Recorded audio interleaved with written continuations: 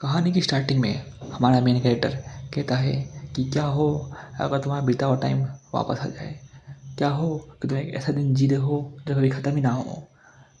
क्या हो अगर कि तुम जिस दिन को जी रहे हो वो चलता ही जाए और तुम्हें मालूम है कि अगला दिन कभी आने वाला है ही नहीं। तो तुम क्या करोगे? फिर तुम अंधाधुंध पैसा खर्च करने लग जाओगे क्योंकि तुम मालूम ही है जो दिन है वापस आ ही जाएगा। फिर तुम्हारी लाइफ जो है बिल्कुल भी इंटरेस्टिंग नहीं रहेगी। फिर तुम गैम्बलिंग, क्राइम, इन सब चीज़ों में मज़ा ढूंढने लग जाओगे क्योंकि तुम्हें मालूम है कि दिन जो है वो वापस आ ही जाएगा। मुझे तो कुछ भी नहीं होगा। पर फिर भी यार, ये बहुत बेकार बात है कि मुझे मालूम ही है कि सब चीज़ वापस आ ही जाएगी। फिर तुमको ऐसी ज़िंदगी जीने का मन नहीं करेगा। तुम बार बार खुद को मारोगे पर तुम हमेशा अपने आप को जागा हो पाओगे। जुलाई 7, 2020 एग्जैक्ट 7 बजे। फिर जो हमारा मेन कैरेक्टर है वो बोलता है कि यही वो दिन है जो मैं 1000 साल से जी रहा हूँ। और वो ये बात एक लड़की को बोलता है। तो लड़की बोलती है क्या तुम्हें सही में यार ऐसी बेकार सी स्टोरी बनाने की ज़रूरत है सिर्फ एक लड़की को बताने के लिए? ये सारी तकनीक जो है ना वो सब पुरानी हो चुकी है।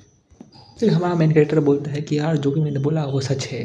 मुझे थाउजेंड्स ऑफ लैंग्वेज आती है और मेरी हैकिंग स्किल भी सबसे ज़्यादा ख़तरनाक है। फिर हमसे बोलते हैं कि तुम सोच रहे होगे कि मेरे जैसा लड़का तुम पे क्यों ही लाइन मार रहा है, क्योंकि मुझे मालूम है कि मैं कल उठूँगा तो वापस से उसी दिन में चला जाऊँगा। इसलिए फिर मैं तुम्हारे साथ सोऊँ फिर कुछ भी करूँ, इसका कोई मतलब नहीं है। फिर वो लड़की बोलती है कि ये पहली बार है कि मेरे को मालूम नहीं है मेरे को कैसे बात करना है ऐसे लोगों से। फिर वो लड़की अपना फ़ोन चेक करती है जिसमें उसने अपनी बेस्ट फ्रेंड को मैसेज किया होता है कि तुम अभी तक यहाँ पे क्यों नहीं आई। यहाँ पे मैं एक ऐसे लड़के से मिली हूँ जो बोल रहा है कि मैं उसी दिन में फंसा हूँ हज़ारों सालों के लिए। मुझे यहाँ से भागना है, जल्दी आओ यहाँ पे, मुझे मदद करो। फिर वो लड़की बोलती है कि मेरी दोस्त कितनी स्लो है। फिर हमारा जो है एमसी है वो बोलता है कि वो आज यहाँ पे नहीं आने वाली है। फिर वो लड़की बोलती है कि तुमको कैसे मालूम कि वो आज यहाँ पे नहीं आने वाली है?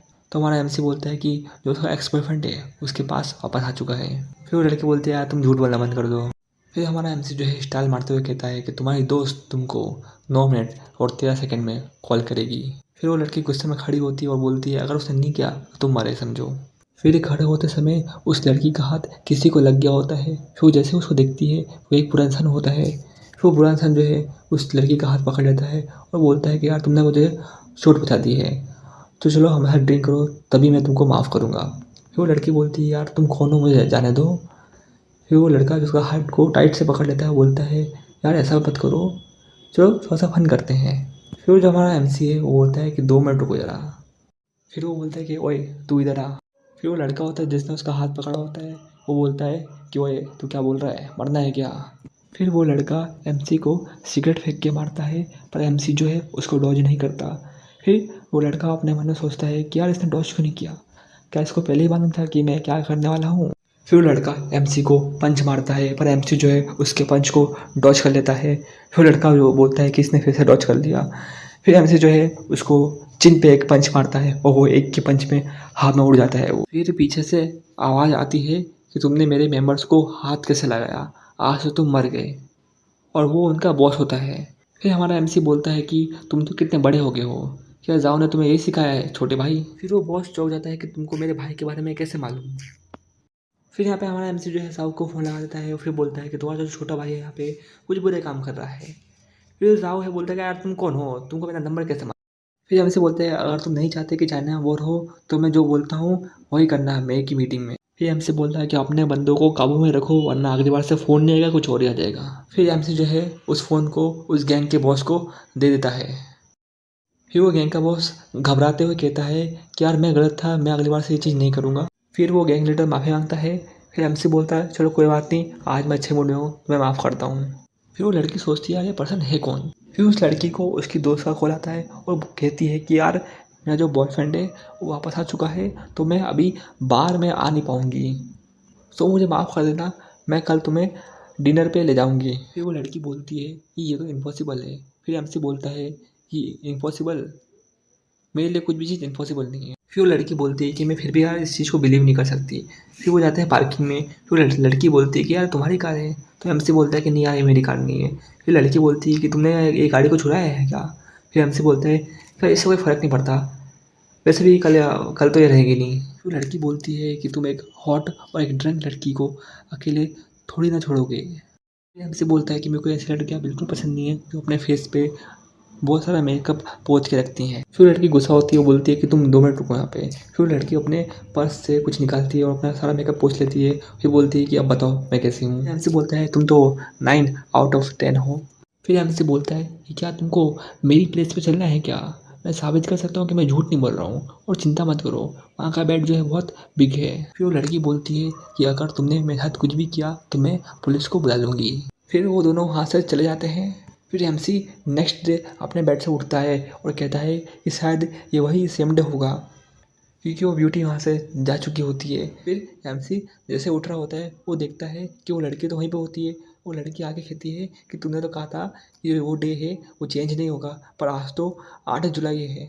फिर एमसी भी बहुत शौक हो जाता है और वो कहता है कि क्या आज 8 जुलाई है? सो गाइस, सेकंड चैप्टर की स्टार्टिंग में जो लड़की होती है वो वूचन को कहती है कि भाई तुम कैसे इंसान हो जो टॉयलेट में जाके छुप गए हो, तुमने कहा था कि तुम मुझे चीज़ों को एक्सप्लेन करोगे।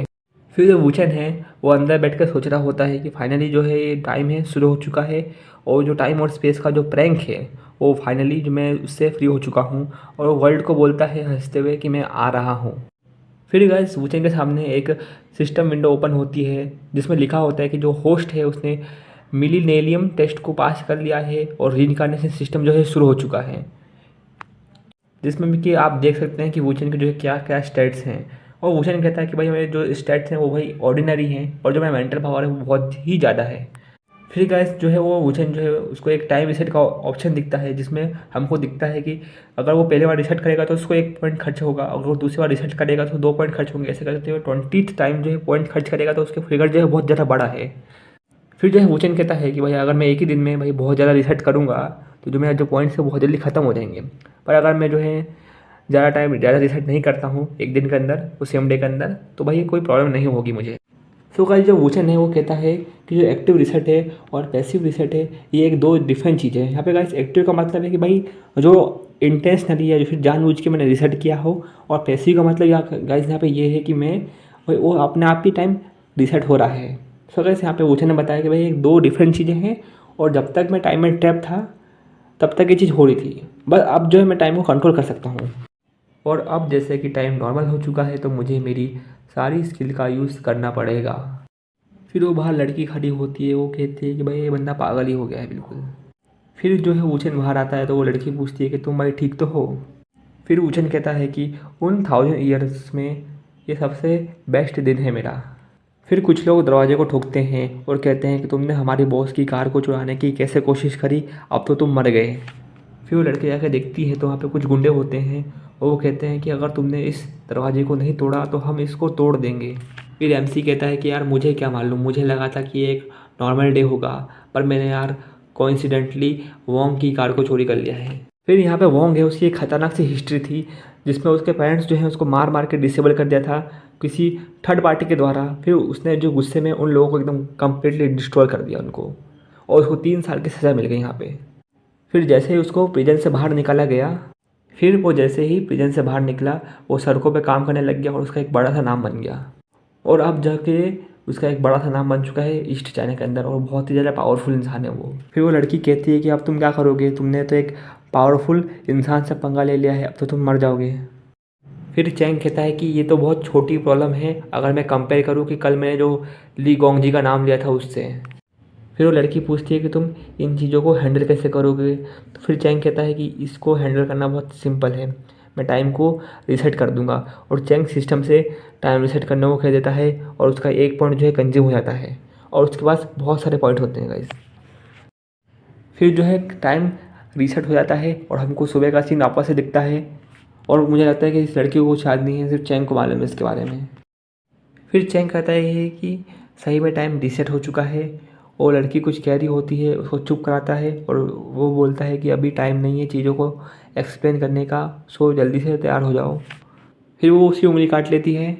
फिर वो लड़की कहती है कि मुझे मालूम है तुम रिस्पॉन्सिबल नहीं हो, पर मुझे नहीं लगता कि तुमको इतनी जल्दी करनी चाहिए मुझसे पीछा छुड़ाने के लिए।